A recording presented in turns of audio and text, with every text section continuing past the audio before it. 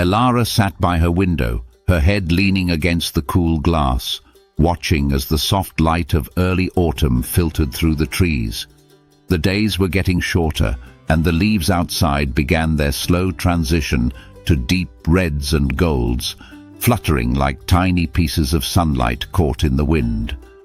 It was a beautiful sight, but today it brought Elara no peace. Instead, her mind was consumed with a single, persistent question that she couldn't shake. What is hope? She had heard the word often, in stories her mother read to her at bedtime, in conversations between adults when they thought she wasn't listening, and even in the soft words her teachers would use when they spoke of difficult times. Hope. But what did it mean? It felt important, something she should understand, but no matter how hard she tried, the answer remained just out of reach, like the last golden leaf still clinging to the highest branch of a tree. That evening, she turned to her brother Leo. He was older, 13, and always seemed to know more about the world than she did. He was sitting at his desk, doing his homework, the soft light of his lamp casting shadows across the room. "Leo?" Elara asked, sitting on the edge of his bed, her voice tentative. "What do you think hope is?" "Hope." Leo glanced up from his books, his brow furrowing in confusion. "Hope? Why are you asking about that?" "I don't know," Elara said, biting her lip. "I've been thinking about it a lot, and I can't figure it out. What is it?" Leo leaned back in his chair, crossing his arms as if considering her question. "I guess it's just when you want something to happen, but you don't know if it will. Like, I hope I do well on my test tomorrow, even though I'm not sure. It's just wishing for something good." He shrugged as if that settled the matter, and turned back to his homework. Elara frowned, unsatisfied. That didn't feel like enough. Wishing was something small, something she did when she saw a shooting star or blew out the candles on her birthday cake. But hope, people always talked about hope as though it was something bigger, something that could carry you through difficult times, like a secret strength. What Leo had described felt too simple, too ordinary. She thought about it all night, lying in bed, staring at the ceiling as the shadows of tree branches danced in the moonlight. Is hope just a wish, she wondered, but if it was, why did it seem to matter so much to people? The next morning, Elara decided to ask her parents. Surely they would know. They always seemed to have answers when she was confused. At breakfast, as they sat around the table, her mother sipping her tea and her father reading the newspaper, she cleared her throat. "Mom, Dad, what is hope?" Her mother looked up, surprised by the question, and smiled softly. "Hope, sweetheart, is believing that something good will happen, even when you're not sure. It's what keeps us going when things are difficult. Like when you're sick and you hope to feel better soon. It helps you stay positive." Her father nodded in agreement. "It's like a light in the dark," he added. "Even when you can't see what's ahead, hope is what gives you the courage to keep walking forward." Elara thought about their words, but something still didn't feel quite right. They talked about hope as though it were a comforting idea, something you could lean on when things were tough, but she still didn't understand how it worked. How could you believe in something you couldn't see or be sure of? What if things didn't get better? Did hope disappear then? As the days passed, Elara found herself growing more frustrated. She wanted to understand what hope was, but every answer she received seemed vague, like trying to catch a cloud in her hands. The more she thought about it, the more hopeless she felt. She didn't know what hope was, and no one seemed able to explain it to her in a way that made sense. One afternoon, as she wandered through the woods behind their house, her thoughts still heavy with confusion, Elara felt tears prick at the corners of her eyes. She sat down on a fallen log, her head in her hands. "Why can't I figure this out?" she thought. Why is it so hard? Just as she was about to give up, Leo called out to her from the trail. "Elara, come here. You have to see this." She wiped her eyes quickly, not wanting him to see that she'd been crying, and followed the sound of his voice.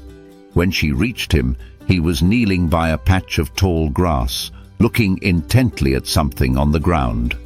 Curious, Elara joined him, and there, nestled in the underbrush, was a small bird.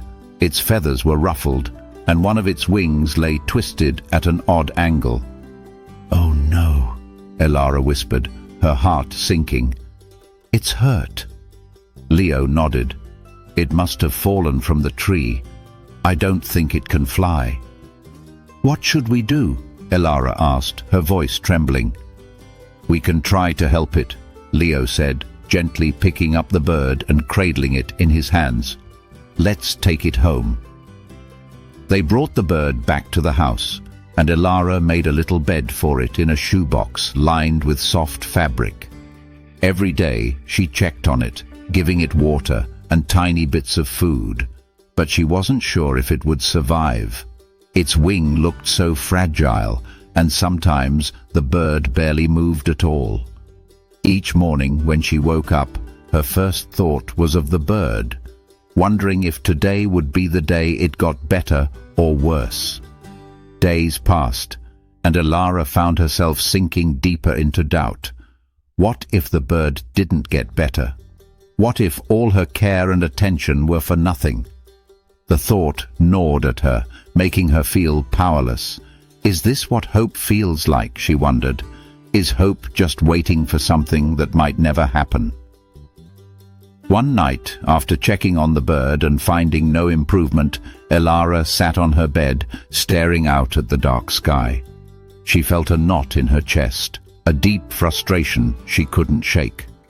"I don't know what hope is," she thought, "and I don't think I'll ever know."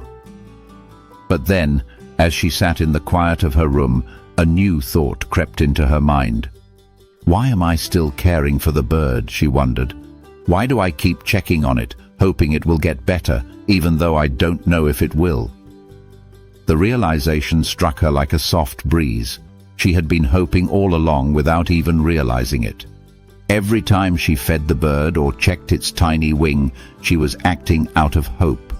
She didn't know if it would survive, but she kept going anyway, because something inside her believed in the possibility, even if she wasn't sure. Her chest felt lighter, as if a weight had been lifted.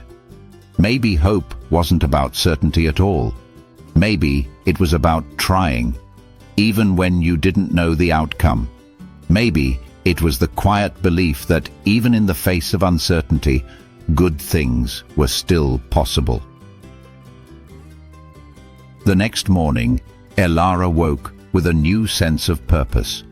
She went to the shoebox, her heart racing with anticipation. When she opened the lid, her breath caught in her throat.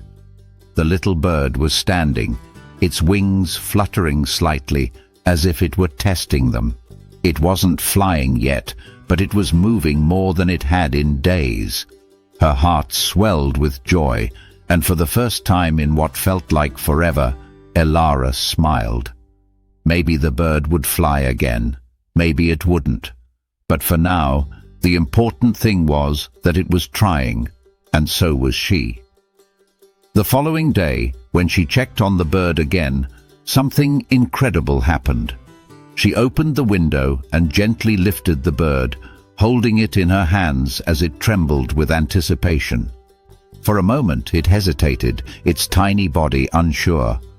But then, with a sudden burst of strength, it spread its wings wide and took off into the sky, soaring higher and higher until it disappeared into the clouds.